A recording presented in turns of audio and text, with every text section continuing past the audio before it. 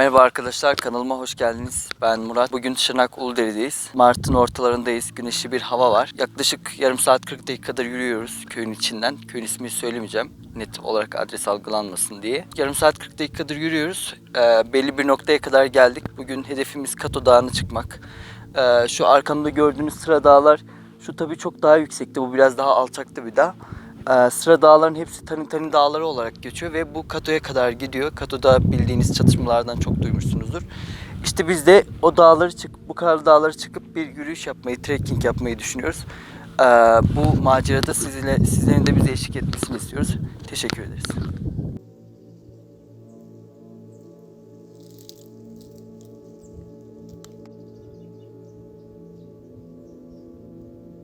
Yürüyüşümüze devam ediyoruz. Şimdi size göstermek istediğim birkaç yer daha var. Şu kısımda tamamen Irak sınırıyla Türkiye arasındaki bir bölge. Şu gördüğünüz dağlar, şu mesela Haftanin bölgesi. Haftanin dağları da şu kısım. Bilinen Roboski olayının gerçekleştiği taraflar da orası işte. Bu dağın tamamen Irak'la bir sınır konumunda. Ötesi de zaten Irak toprakları. Bu şekilde size de göstermek istedim buraları.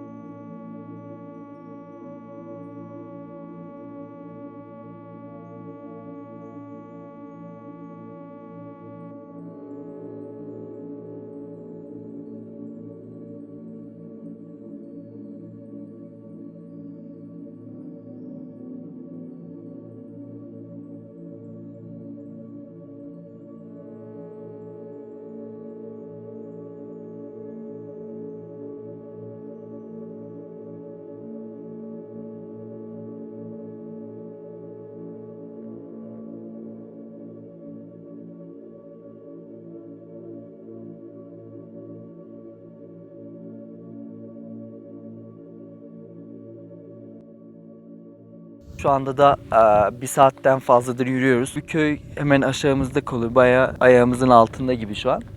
Bir saattir oradan buraya doğru yürüyoruz. Menzilimizde daha çok var. Daha en az bir saat falan yürüyeceğiz. Gördüğünüz gibi dağları falan gösterebilirsen Halil. Dağlar çok tepede kalıyor. Karlı. Nasıl bir süreç olacak onu da bilmiyorum tam olarak. Beraber gezip göreceğiz artık. Bakalım. Umarım başımıza kötü bir şey gelmez.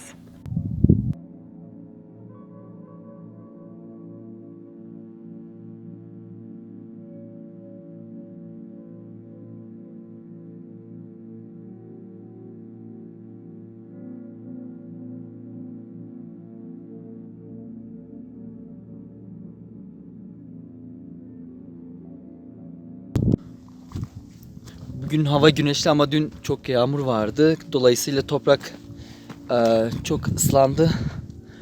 Kuruma fırsatı daha bulamadı. O yüzden çok çamur durumda yani. Çamura bata çıka yürüyoruz. O şekilde söyleyebilirim. Şu an dağların eteklerine vardık. Gördüğünüz gibi burada karların üzerinde yürüyen kekliklerin ayak izi var. Şu şekilde. Kekliği bilmeyenler için şuraya bir fotoğrafını bırakıyorum. Çok güzel şakan, çok güzel kuşlardır.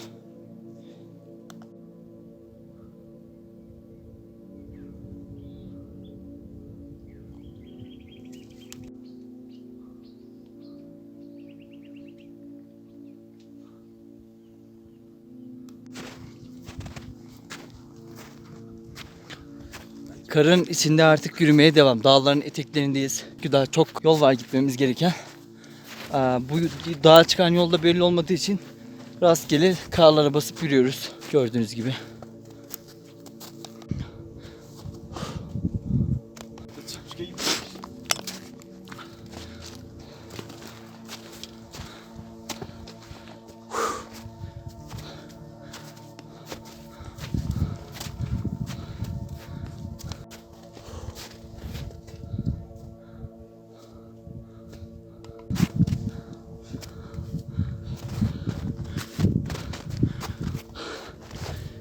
tam köşede çok yüksek bir kar kalınlığı var.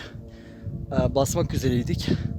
Bastığımızda ayağımızın altında kayıp küçük çığlar oluşturabilme ihtimali vardı. O sebepten oradan gelmemeyi tercih ettik. Şu kayanın üstünden geçerek bu noktaya geldik. Şu an gördüğünüz gibi tepe hala çok yukarıda. Yolculuğumuza devam edeceğiz artık.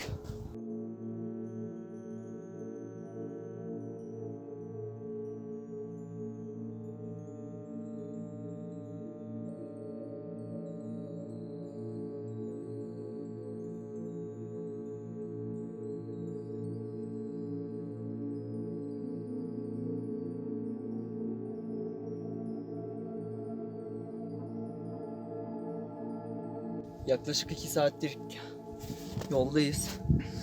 Çamurun, karın, kayalıkların üstünde dağa tırmanmaya çalışıyoruz.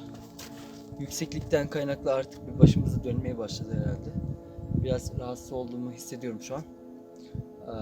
Umarım güzel bir yolculukla bitiririz bugünü. Devam ediyoruz yolculuğumuza.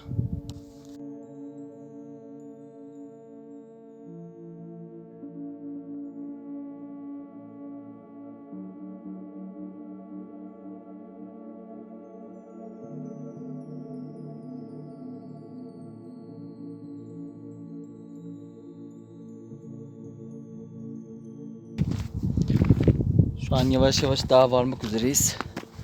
Çok karlı bir alanın içerisinde yürüyüş yapacağız. Bakalım, umarım bir çığa falan denk gelip de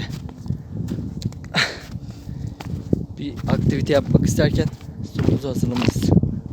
Hadi bakalım.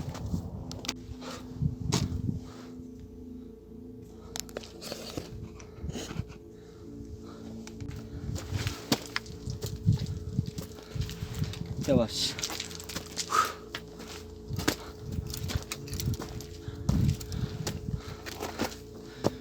Çok zorlu bir yol. Buraya çıkmak gerçekten,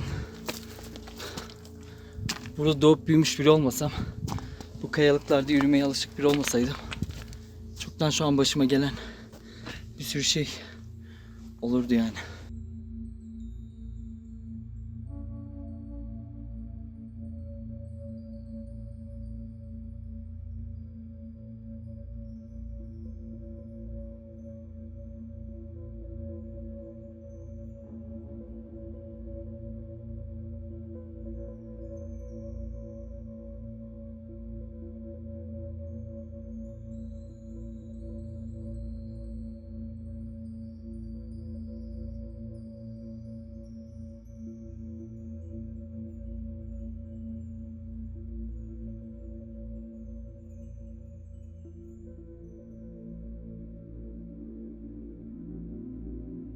Halil, bu dağlara çıkmaktan memnun musun peki? Yani güzel bir uğraştı. Biraz benim ısrarlarım sonucu geldin sen de. İşte yorulduk. Kar falan var buralarda. Yollar karlı, çamurlu, biraz zor. Kızarmış gibisin biraz. Yorulduk tabii. Hadi bakalım. Güzel bir an olarak kalacak. Güzel de fotoğraflar çektik.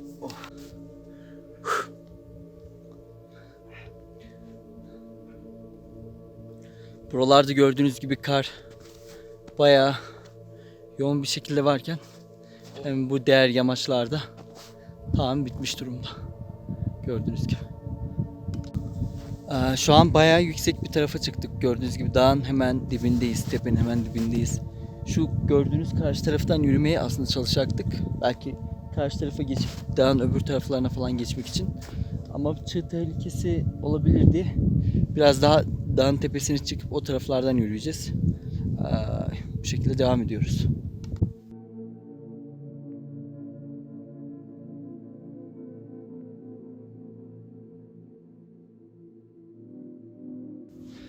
Gördüğünüz gibi burada büyük ihtimalle bir kurdun ayak izi var. Şöyle çekiyorum. Karların üzerinde yürümüş. Yani ayılar ve kurtlar bu bölgede fazlasıyla var. Yamaca vardık sayılır. Gördüğünüz gibi bütün tepeler ortada. Gördüğünüz karlı tepeler genelde yazları çıkılabildiği müddetçe yayla olarak kullanıyor. Ama Bazı yerlerde tabii ki güvenlik önlemleri kapsamıyla yasaklı. Bizim geldiğimiz bu taraflar genelde işte burada yetiştirdiğimiz heliz diye bir bitki ekiliyor ve burada biçiliyor. Bu sebepten buralar daha serbest diyebilirim güvenlik nezdinde. Bu şekilde biraz daha yürüyüş yapıp yukarıda tepeleri göreceğiz. Ondan sonra da aşağıya doğru, yamaç aşağı doğru aşağı gideceğiz.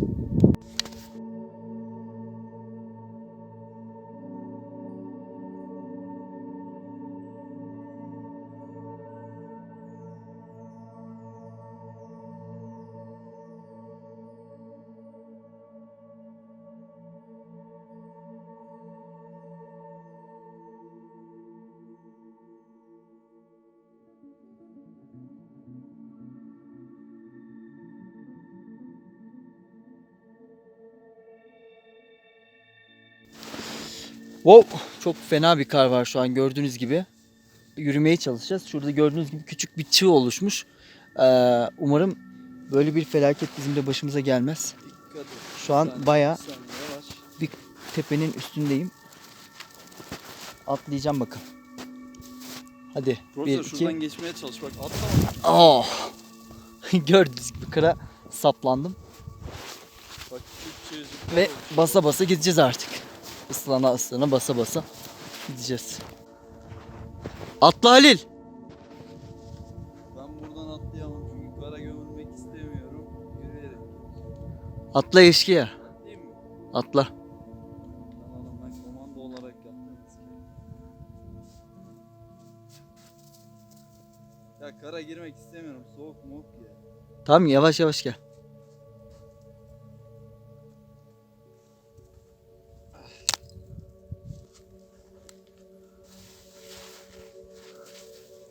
Yapacak bir şey yok. Gömüldük. Tamam koş. Şu an tepede yamaç yamaç yürüyoruz bu şekilde gördüğünüz gibi.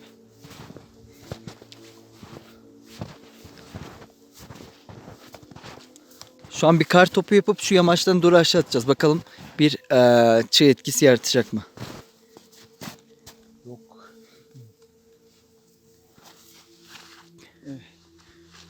Durdu. Durdu.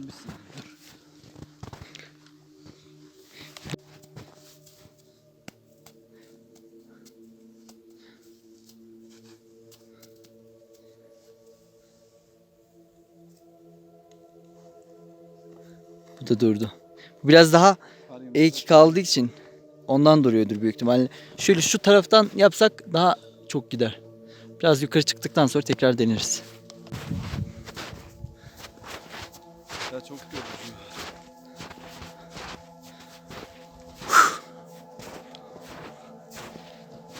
Bayağı deli işi bir şey yapıyoruz. Ayakları ıslandı.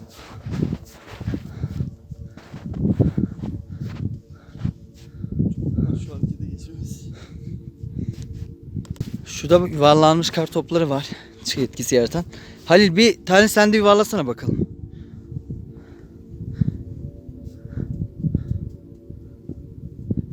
Biraz yuvarlak yapmamız gerek ama. Daha iyi gitmedi. Dur büyük bir şey yapacağım. Çok fazla büyütmene gerek yok, soğutma kendini. Dolar değil mi?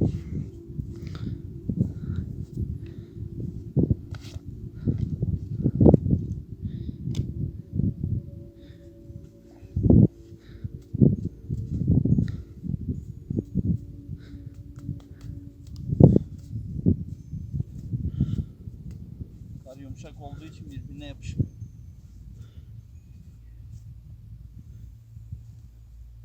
Olmadı. Olmadı evet. Güneş çıktığı için büyük ihtimalle kar yumuşadı. O yüzden çığ olmuyor maalesef. Aynen. Olmasın da zaten. Çığla ilgili pek güzel anılarımız yok. Birbirine yapışıyor, hiç şey olmuyor.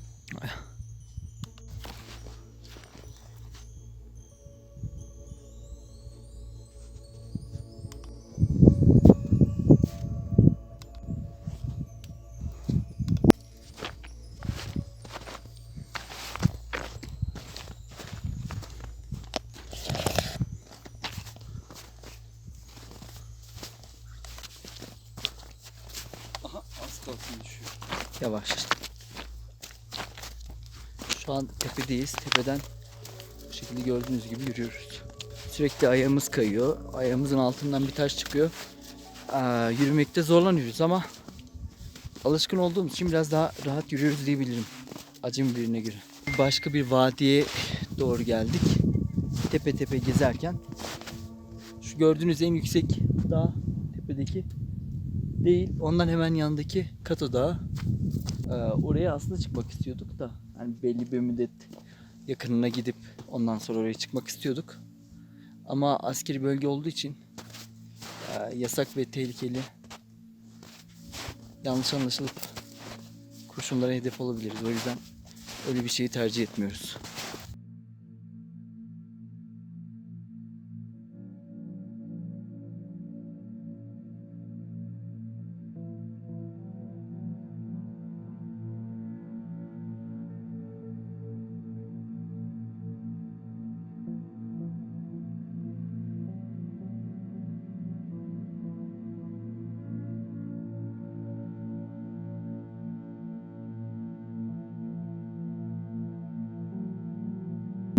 Şu an vadiyi göstereyim size biraz.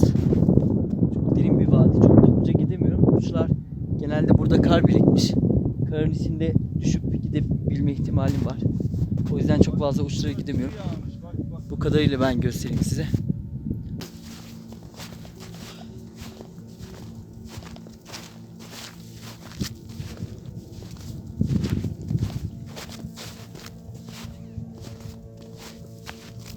Kendisi bana korumalık yapıyor bugün.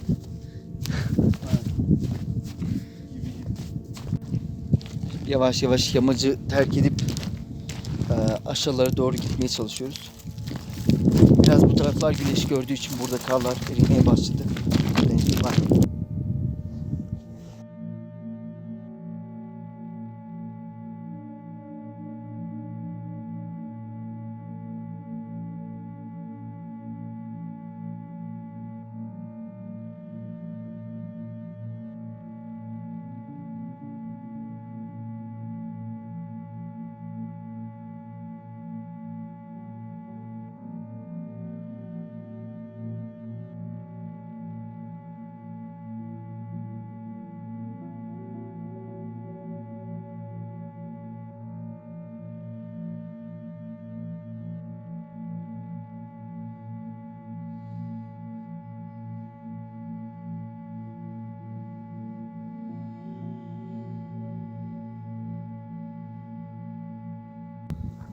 Burası çok tehlikeli ya. Şu gördüğünüz taşlarla inşa edilmiş oval şeklinde yaklaşık yarım metre boyunda inşa edilmiş bir duvar var burada. Alanın içerisinde filiz denilen bir bitki var. Toplanıp burada kuruduktan sonra burada toplanıyor ve katırlarla hayvanlarla üzerine eziliyor. Daha sonra torbalara doldurulup kışlık hayvan yemi olarak köye götürülüyor. Şu nasıl zor şartlarda bu bitkinin buradan köye götürülmesini göstermek için size göstereyim. Gördüğünüz gibi tamamen katırlarla şu dağlar, ovalar her yer aşılarak bu şekilde buraya geliyor. Bizim az önce indiğimiz dağda tam karşı tarafta, Halil gösterebilirsen.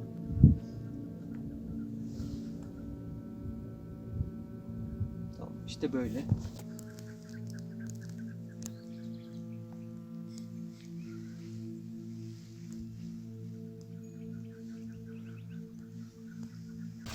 Tepedeki yolculuğumuzu bitirdik şimdi. Yavaş yavaş aşağılara indik. Şu an burası da yüksek bir ova aslında. Burası genelde yayla olarak kullanıyor. Bu hayvan sulamak için yapılmış şeylerden gördüğünüz gibi. Burada genelde yayla oluyor. Biz de burada biraz dinlenip bir şeyler yiyip çay içeceğiz.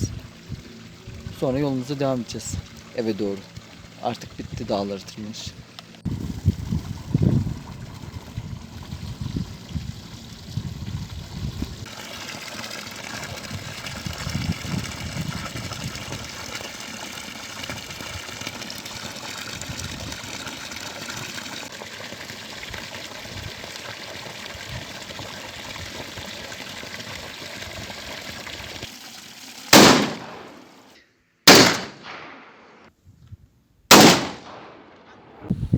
Bugünkü yolculuğumuz bu kadardı. Bir sürü yer gezdik, gördük.